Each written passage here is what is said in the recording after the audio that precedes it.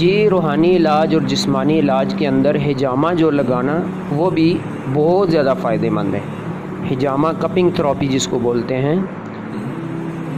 وہ بھی کروا لیا جائے تو بہت اچھی بات ہے۔ کروانا کہاں پر ہے؟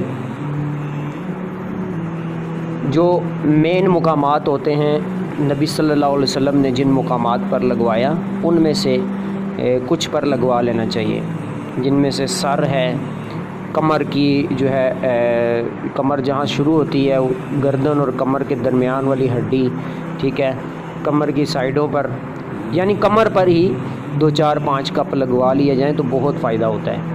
یا پھر متاثرہ جگہ پر لگا لیا جائے جہاں پر پرابلم ہو رہی ہے، اس کی پرابلم والی جگہ کے ارد گرد لگوا لیا جائے تو بہت فائدہ دیتا ہے۔